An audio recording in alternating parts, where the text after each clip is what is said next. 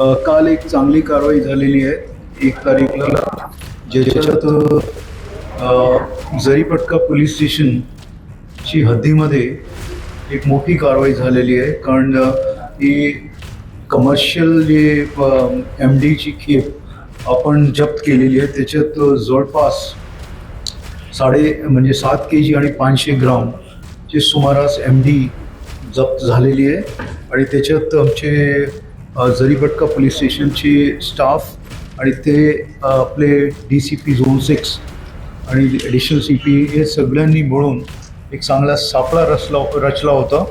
आणि वाच ठेवली होती त्यांनी, कारण त्यांना माहिती मिळाली होती की असं एक माणूस आहे जो त्यांनी भाडेवर एक रूम घेतला होता आणि त्याच्यातून एक असं चालवतो आहे.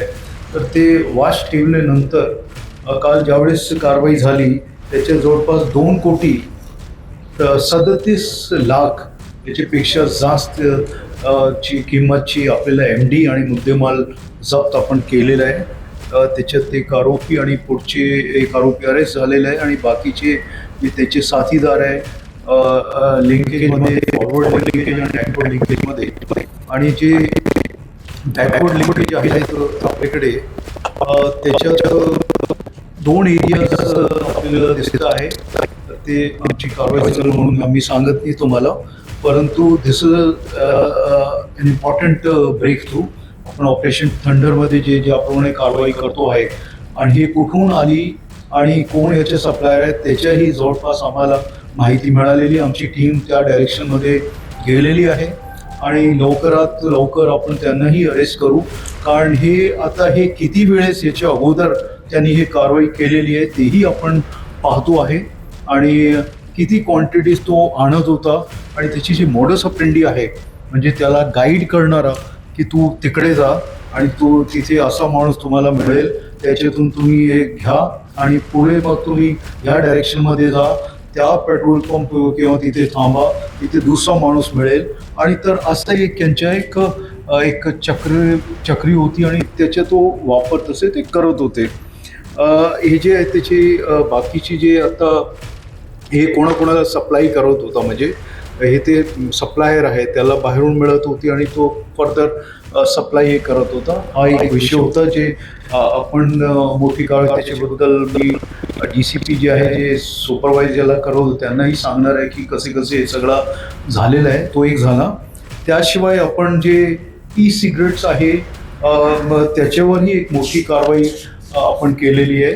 त्याच्या जवळपास 16 लाखापेक्षा जास्तची सिगरेट्स तसेच कॅश वगैरे जप्त केलेलं आहे. आणि ही कारवाई आपण इकडे कसे पोहोचतात त्या आधारावर आमची एक एन्क्वायरी सुरू झाली होती.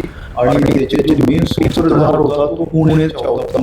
सिटीमध्ये आम्ही CP पुणेशी बोललो आणि त्यांनीही आपली सपोर्ट आम्हाला दिली आणि तो एक जवळपास 16 लाखाच्या आपण मुद्देमाल जप्त इथे केलं, ज्याच्या जवळपास 6.5 लाखाच्या कॅश पण आहे. तर ही एक दुसरी आहे. आणि ते इथे कसे तो पाठवत होता तेही आम्हाला माहिती मिळालेली आहे. आणि याचे जे ट्रान्सपोर्टर्स होते त्याची माहिती आम्ही एक काढतो आहे.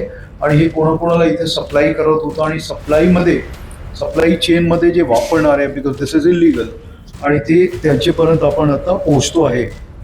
हे 2 मुद्द्यांवर आम्हाला बोलायचं होतं. कारण गव्हर्नमेंट ऑफ इंडिया तसेच महाराष्ट्र सरकार हे ड्रग्सचे विरोध त्यांची मोठी कारवाई चालू आहे. आणि आपल्याला म्हणजे ड्रग फ्री कसे करता येईल नागपूर शहराला आणि इथे जिथून हे पोचतात ते सगळ्यांवर कारवाई करायची. आणि हे जे केसेस आपण पाहिलं असेल 2 PIT NDPSचे केसेस आपण तसेच आपण मकोकाचे केसेसही त्याच्यात करत आहोत, जेणेकरून हे लोक जे आतमध्ये राहतील.